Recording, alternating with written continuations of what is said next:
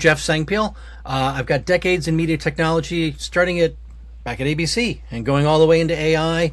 Along the way, broadcast engineering, post production, systems integration, facilities build out. I've had CTO and high level engineering roles across post and storage, Light Iron, Chainsaw, Keycode, Qualstar. Today I'm working as a consultant and fractional CTO as the post doctor. It's vendor neutral, focused on production, post infrastructure, live storage, asset management, expanding markets, and workflow integration. I've been involved with SMPTE, HBA, SBE. I also publish and podcast under the Post Doctor. And so I'm Evan Sandstrand. I'm the founder and principal at Varda Media Solutions. And Varda is a new, small, but growing little boutique operation consulting outfit. We're also a solution reseller and a solution builder as opposed to a traditional systems integrator. But what's unique about us is that we focus exclusively on non-broadcast clients. What we do is we try to help our customers build the kind of media operation that they truly need in order to meet the actual business objectives of creating, managing, and publishing the content without dragging them down that rabbit hole of traditional broadcast engineering. And those of you who know what I mean by that, you know what I mean by that. Shift gears back to AI, and we've seen tons of presentations, death by PowerPoint, about what AI is and what that means in the marketing deck. So what do you feel it actually means in the media supply chain? It can do a lot of good. It can also do a lot of not so good things. I was having a very interesting conversation with some youngsters the other day who are, as we know, this generation around 2025. They're not exactly in favor of AI, and these happen to be two creative types. But we kind of landed on that. You know what? There is such a thing as AI for good. There's something as such as AI for evil. There's AI for stupid and there's AI for profit. But AI in the media supply chain has really existed many years already. It's got to be close to 15 years since I first saw like facial recognition inside of a MEM system. It was very rudimentary, but it worked. We've been doing speech to text for a long time for automatic subtitling and captioning. We've been doing object recognition also for quite some time. All of this is about generating metadata or understanding really the content that we have. A good friend of mine calls it content intelligence, and I think that is a very good good term to use for it. But there are still legitimate concerns about this, about AI in content and in communication. But in order for AI to be optimally useful, you'll always hear me say, first of all, put the human in the loop. And then secondly, you got to make sure your content is online. You can't lock it away in old systems. You got to make it accessible to these AI engines, whether you're running them on premise or you're running them in a private cloud or a public cloud, which you probably won't be doing. Proxy files. You got to have access to proxy files. You don't really need to read the big ones. Metadata standards, schemas that are normalized. You got to have set expectations and standards for this. What kind of error rate do we consider acceptable in subtitling and captioning? You don't want the product to go out looking completely bad. You can't let the product go out looking really bad because the Americans with Disability Act actually sets requirements around this. And then you got to have that governance, the governance decisions on what services to use, and then, yes, like I said, the human in the loop, the workflows for quality assurance. The interesting thing is every one of those blockers you mentioned in dealing with AI, it's a project to be undertaken, and none of them are projects that can be done by AI. That's the part that people don't think about. If you're gonna get value, I think, from AI in video, you've got to do all this boring prep work first. Once you've got the domain expertise set, then AI can come in and do the job you want it to do, and pretty much give you close to the results you want. AI is never going to be perfect, I don't believe. Yeah, from there, it's like once you set this up the right way, from that point on, it's really then it becomes a different level of decision. It's like, okay, how far do we want to take this? And the AI technology or field is evolving so rapidly that who knows what we're going to be able to do if we just enable AI today? Who knows what we're going to be able to do tomorrow? Yep. So, do you think should anyone use AI to create professional content? This is this is what I would say is the third rail of creative today is this discussion, and I think it really means the answer really hinges upon what create means. So AI is really good at performing time-consuming and tedious tasks that work great inside the contract factory. We've talked about that.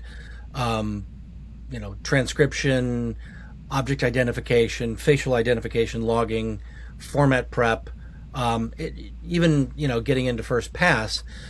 Then there's the whole concept of generative AI, and so it really depends upon what your goal is there. If your goal is to create an artificial human and have them deliver the message in place of the CEO, I think that's a very sticky wicket. Having discovered that you shot the CEO, but you've got this blank space next to them, and you really would like the background to fill in, and you use a generative fill inside of Adobe Premiere to do that. That's a different ask. So getting rid of the time-consuming and tedious tasks, I think, is a great piece for AI. But I'm not at the point where I would say it can be fully trusted. It's going to need human supervision. Even as AI gets better and better, and one of the things I did see this year was there's an animated feature that was done with AI. Each character had their own person who was working on the AI and iterating each, as much as a standard animator would be to do the work. So I don't think we're quite there yet. And that also brings up an interesting question. What about hallucinations? I think the enterprise folks think of that as kind of a rounding error. Where do you feel that hallucinations drop in? Well, it's a very real thing. We see it every day in our daily use of different AI tools. I had to instruct Claude to stop imagining things, and even then I still can't fully trust it. But hallucination is a real risk. It's not a theoretical one, and that risk is highest exactly where the output looks most confident. It's like the more that's at stake, the higher the risk is of this, and I'll talk a little bit more about that also later on. But in the context of a video, hallucinations can show up in generated descriptions, incorrect transcripts, attributions, wrong names on faces, and synthetic elements that you never approved. For instance, someone's voice that you don't own could end up in a video that you published. Certainly Tom Cruise is there, and he's got enough money to come after you and sue you. The competitor's logo could be inserted there, or the wrong product packaging or information. And those are all like really bad outcomes for any kind of organization, be it an educational or financial services. So the illustrated question is like, would you let a person with 6 fingers or a person who occasionally uses foul language be the representative of your brand? No, you would. You would not. Because that is what unsupervised generative AI can do for you. Yep. And I think the key thing is the right AI, when you're using it for the right task inside the right process, keywords there, inside the right process, is still going to deliver a real benefit. But it's not just inspecting at the end. It's inspecting every part of the process that you're using AI for to make sure it's on track and doing what you need it to do. So a quick question then on that. Just like with transcription, we've now raised the, shall we say, the correctness level to like 10 years ago, it was like 89%. Now we're up at like 95, 96, 97. First of all, are we ever going to hit 100? And secondly, should we even then believe it? I don't think we're ever going to get to 100% because we always have people who start to talk like this. And it's not necessarily going to figure that out. But I think we'll end up with other vectors that'll come into play. So maybe if I've got a bit of an accent, or I've got a little bit of a a lisp, or a little bit of a raspy voice, the the AI audio transcription may not be perfect, but you may also then be able to pair it with an AI lip reading transcription Yeah. Yeah. that will compare the two and it's like, no, no, that's not the right word. This is what's intended here. And I think as you run things more and more, and it gets used to different voices, and it gives you this kind of content library of what sort of stuff you do, it will become smarter and get closer and closer.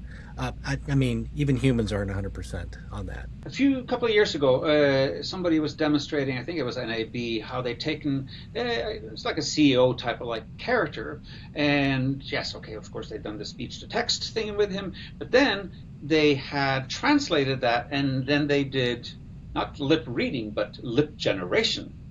Uh, Hugely beneficial for a large international company.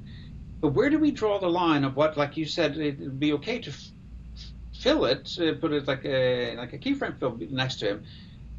How far across the line is doing something like that? And that is an interesting question because also a year or two ago there was a feature that was actually being brought to the screen by AMC Theaters, produced in Sweden, and they had in Swedish.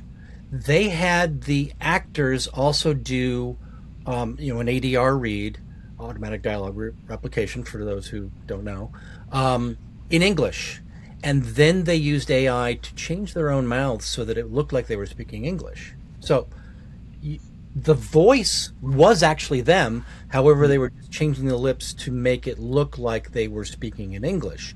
So I think we will slowly begin to spread that out.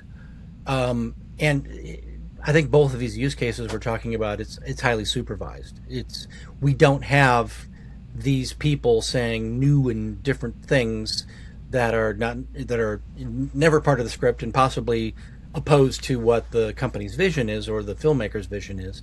So it I think we'll get there slowly, but at the same time, there's this pushback from younger viewers who Mm-hmm. look at this and they catch anything that they think is AI. Yeah, I'm not doing this. Yeah. So I think as always, the audience is going to demand a certain level of production from enterprise video and from just video in general that will determine how it's going to move in the future. And it may not be the way we think it is based upon the technology, because we're technologists, and Yeah. we build things and then people come along and say, yeah, but I want to use it like this. That's my desired path. And I think it'll be an interesting place where we're going to go to. So let's say we've done it. Even we've gone in, we've built the content factory, we've put all our video in it. What happens if nobody can find anything? Something has gone very wrong in the design and construction of that content factory. Storage is not the deliverable here. Retrieval is. Without retrieval, you finding stuff, you can't use it, you can't do anything, and you just keep making more stuff. I've worked with a large Manhattan-based client once, newscaster, that literally, and I kid you not, they were so unable to find their own content that they had to go and Google themselves to go look at their own web pages to try to find a clue as to who was the reporter, what was the headline of it, so that they could go into their content factory, such as it was, and try to find out where it was, or maybe go into the room down the hall where a person sat and put post-it notes on tapes and hard drives, and hoping that they could help. Another example was a New York-based, a Manhattan-based financial services company who said that they are so pressed for time because they can't find stuff, or they can't get to stuff because of silos and network boundaries, that they literally spend millions of dollars on recreating content externally because they cannot find the stuff. So findability is a disaster outcome, and it is the biggest problem today that most businesses and a lot of broadcasting operations too have to deal with. But it has many causes. You can have many causes, but can be solved with the right solution, designed and deployed the right way. So how does one fix something like that, a situation like that? Well, the right solution brings an kind of an intelligence as an inherent dimension of the content itself. It is no longer just a file that you have to open up in order to see what it is. The solution should be able to convey to you an understanding of what this content is in many different dimensions: emotional and content, what kind of music is there, is this horror or is it action or whatever it is. The right solution does not rely on people keying in metadata anymore. The days of reality show producers hiring people to sit there for 24/7 feeding them with pizza so that they could log Big Brother or whatever, those are over. Other people will not enter metadata, so forget about it. It's like they may enter a file name that they like, but that's almost all they're going to do unless you force them to. But if you force them too much, they're going to hate you. The right solution is going to leverage those AI services like we talked about, whether they're hosted in the cloud or on premises, to extract that metadata: facial recognition, scene detection, video description, transcripts, captions, mood, action, etc., etc. But that metadata needs to be incorporated into the asset management, into the content factory, so people can search by keyword, by semantic search it like you would say it. And also not just get the actual results, but also get AI suggested, hey, kind of like the old Clippy from Microsoft. Looks like you're working on on an advertisement for this. May I suggest this content or that content?